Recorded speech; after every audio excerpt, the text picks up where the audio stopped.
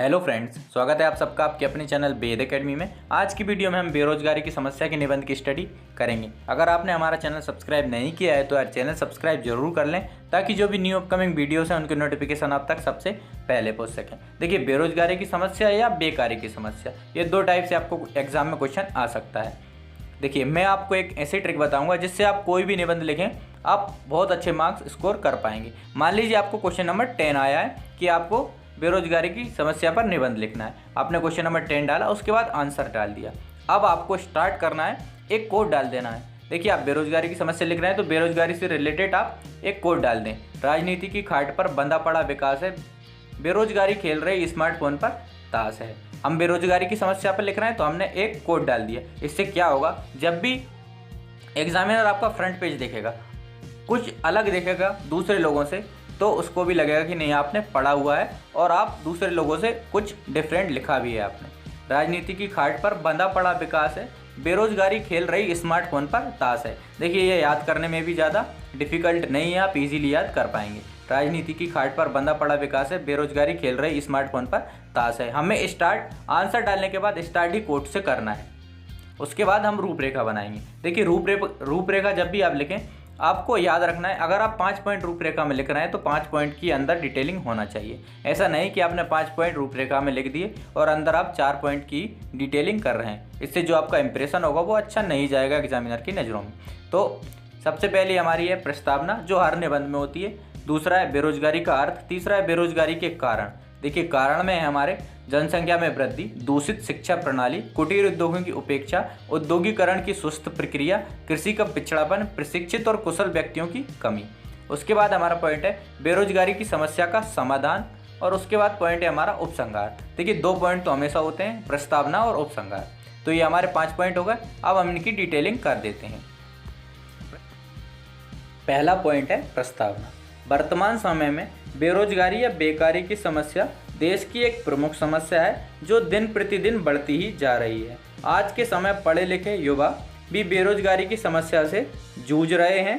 कुछ लोग अपने परंपरागत काम को छोड़ नौकरी के पीछे भाग रहे हैं और कुछ लोग गांव से शहरों की ओर पलायन कर रहे हैं। लगातार बढ़ती जनसंख्या भी बेरोजगारी की एक प्रमुख कारण है। सरकारी नीतियां और लगातार बढ़ता भ्रष्टाचार भी बेरोजगारी का एक प्रमुख कारण है। ये हमारी प्रस्तावना हो गई। उसके बाद हमारा सेकेंड पॉइंट है बेरोजगारी का अर्थ। जब देश में कार्य करने वाली जनशक्ति अधिक हो, यानी कि देश में कार्य करने के लिए बहुत सारे लोग हों, किंतु काम करने के लिए राजी होते हुए भी बहुत से लोगों को प्रचलित मजदूरी दर पर कार्य नहीं मिले, इस अवस्था को हम बेरोजगारी कहते हैं। जब देश में कार्य करने वाली जनशक्ति अधिक हो किंतु काम करने के लिए राजी होते हुए भी बहुत से लोगों को प्रचलित मजदूरी दर पर काम नहीं मिले, इस अवस्था को हम बेरोजगारी कहते हैं। दूसरे सरल शब्दों में अगर आप बेरोजगारी की डेफिनेशन लिखें तो योग्यता के अनुसार काम न मिलना भी बेरोजगारी है, आप ये भी लिख सकते हैं। उसके बाद हमारा नेक्स्ट पॉइंट है बेरोजगारी के कारण। तो बढ़ती बेरोजगारी के प्रमुख कारण है, पहला है हमारा जनसंख्या में वृद्धि। देखिए, जनसंख्या में वृद्धि, अब हम इसके नीचे एक कोड डाल देते हैं, हम दो हमारे दो। ये आपको याद करने की ज़रूरत नहीं है, आपको पहले से ही याद होगा। वर्तमान समय में हमारे देश की जनसंख्या दिन दूनी रात चौगुनी बढ़ती जा रही है। आज हम दुनिया के दूसरे सबसे आबादी वाले देश हैं, पहले स्थान पर चाइना है। अगर हालत ऐसे ही रहे बहुत जल्द नंबर 1 होने में हमें देर नहीं लगेगी। आज हमारी आबादी 131 करोड़ पार कर गई है। सरकारी आंकड़ों के अनुसार प्रतिवर्ष देश में लगभग 2.5% की जनसंख्या वृद्धि होती है, यानी कि 131 का अगर आप 2.5% निकालेंगे तो उतने करोड़ पर ईयर हमारी जनसंख्या वृद्धि हो रही है। हर समस्या के लिए हम केवल सरकार को जिम्मेदार ठहराकर अपना पल्ला नहीं झाड़ सकते, बढ़ती जनसंख्या के लिए जिम्मेदार सिर्फ हम हैं। उसके बाद हम एक कोड डाल देते हैं, छोटा परिवार सुखी परिवार। देखिए, ये कोड आपको पहले से याद होंगे, हम दो हमारे दो, छोटा परिवार सुखी परिवार। उसके बाद है हमारा दूषित शिक्षा प्रणाली। तो हमारी देश की शिक्षा प्रणाली सिर्फ किताबी ज्ञान तक सीमित है। दुनिया में सबसे ज़्यादा इंजीनियर और डॉक्टर हमारे देश से ही निकलते हैं। हमारी शिक्षा प्रणाली में रोजगार प्राप्ति के लिए ज्ञान शून्य है। सरकार द्वारा कुछ प्रयास किए जा रहे हैं, पर व्यापक प्रयास की हमें ज़रूरत है। उसके बाद है कुटीर उद्योगों की उपेक्षा, जो छोटे छोटे उद्योग होते हैं उनकी उपेक्षा। हमारे देश में कुटीर उद्योगों के उत्थान के लिए प्रयास नहीं किए जा रहे हैं। परिणाम स्वरूप उनके कारीगर बेरोजगार हो रहे हैं। जो कुटीर उद्योगों में काम करने वाले कारीगर थे वो दिन ब दिन बेरोजगार होते जा रहे हैं, अतः बेरोजगारी में निरंतर वृद्धि हो रही है। उसके बाद हमारा नेक्स्ट पॉइंट है औद्योगिकरण की सुस्त प्रक्रिया।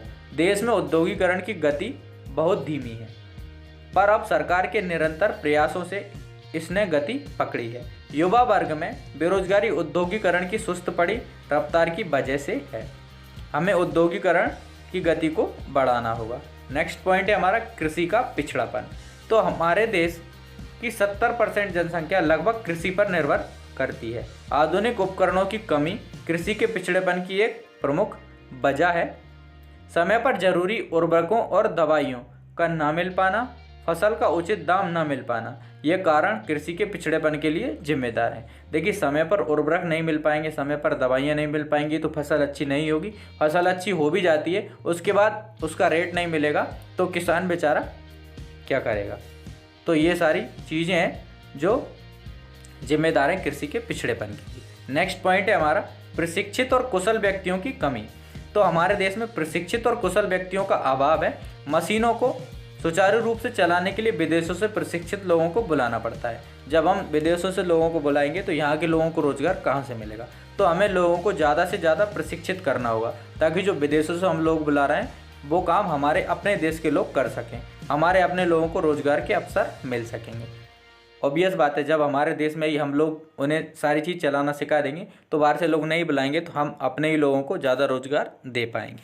उसके बाद है बेरोजगारी की समस्या का समाधान। तो निम्नलिखित उपायों से हम बेरोजगारी की समस्या से निजात पा सकते हैं। पहला है हमारा जनसंख्या वृद्धि पर नियंत्रण। जो हमारी दिन दुगनी रात चौगनी जनसंख्या बढ़ रही है उस पर नियंत्रण पाकर हम बेरोजगारी की समस्या से लड़ सकते हैं। शिक्षा प्रणाली में सुधार करके कुटीर उद्योगों का उत्थान। देखिए, जो छोटे छोटे उद्योग हैं उनको बढ़ावा देकर व्यापक उद्योगीकरण, जो हमारी सुस्त पड़ी उद्योगीकरण की नीति है उनको बढ़ाकर उनमें तेजी लाकर हम बेरोजगारी की समस्या से लड़ सकते हैं।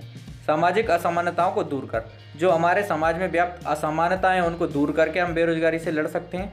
कृषि के उत्थान के लिए व्यापक कदम उठाकर, देखिए कृषि को हम मॉडिफाई करके बेरोजगारी की समस्या से लड़ सकते हैं। प्राकृतिक संसाधनों का उचित प्रयोग कर, जो प्राकृतिक संसाधन है उनका उचित प्रयोग करके हम बेरोजगारी की समस्या से लड़ सकते हैं। रोजगार कार्यालयों के विकास, देखिए रोजगार कार्यालय होते हैं जहाँ से लोगों को प्रशिक्षित किया जाता है। उसके बाद है हमारा उपसंहार। तो वर्तमान समय में देश की सरकार बेरोजगारी की समस्या के समाधान के लिए कई कदम उठा रही है। रोजगार को बढ़ाने के लिए व्यापक कदम उठा रही है। वर्तमान समय में सरकार द्वारा चलाई जा रही योजनाओं द्वारा युवाओं को रोजगार दिए जा रहे हैं। उसके बाद है हमें अपनी जिम्मेदारी भी समझनी होगी। हर बात के लिए हम केवल सरकार को जिम्मेदार नहीं ठहरा सकते, हमें अपने स्तर पर भी रोजगार के अवसर तलाशने होंगे। उसके बाद हम एक कोट ऐड कर देते हैं, ना मैं चोर ना मैं चौकीदार हूँ, बस एक बेरोजगार हूँ। आई होप आपको वीडियो पसंद आई होगी। एंड तक हमारे साथ बने रहने के लिए धन्यवाद।